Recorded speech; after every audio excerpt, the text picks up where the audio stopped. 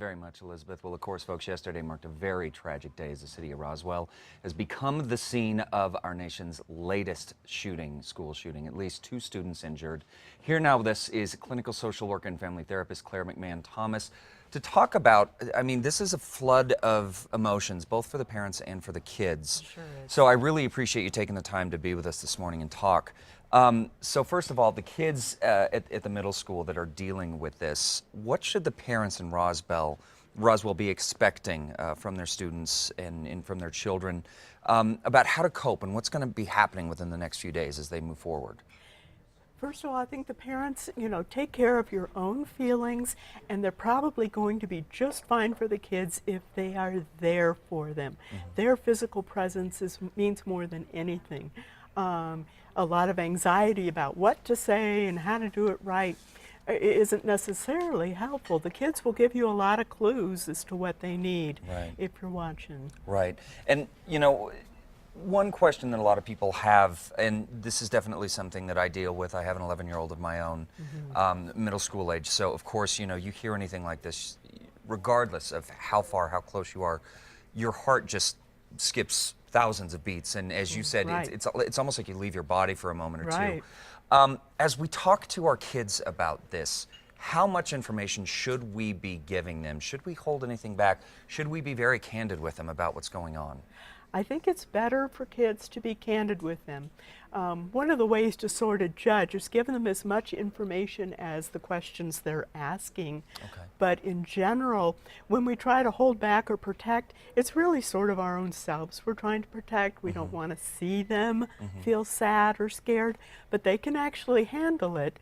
And if we don't give them the truth, they tend to make stuff up, and sometimes what they make up is worse than what the reality is. Sure. Yeah, oftentimes our minds can create a situation much worse than it could actually be. Now, this is unfortunately, we're hearing this far too often, and there are sometimes warning signs that present themselves.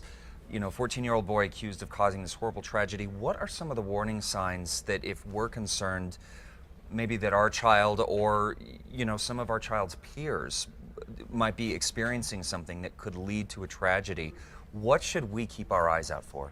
That's such a good question, and we always ask it, and we're never too clear, because sometimes it's just out of the blue.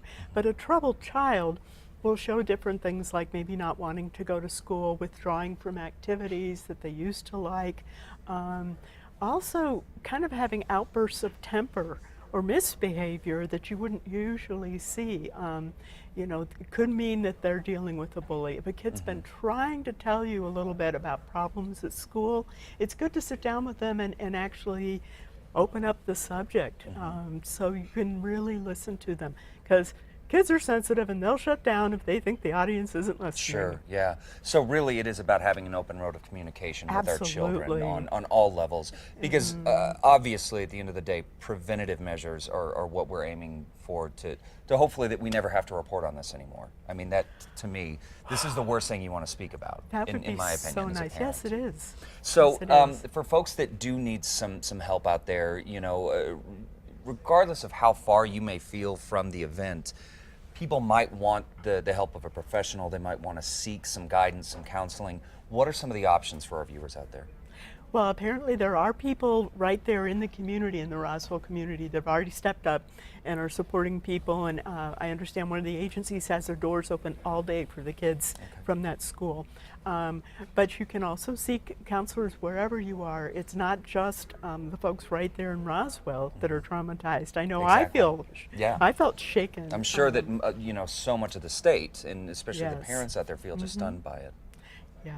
So well, finding someone to talk to is a good idea. Okay, and so we can find resources close to home wherever you are, folks. Visit CASA.com. We will have information on this and various resources if you were looking for it on our blog. Thank you very much. Really appreciate your help. You're so welcome. Thank you.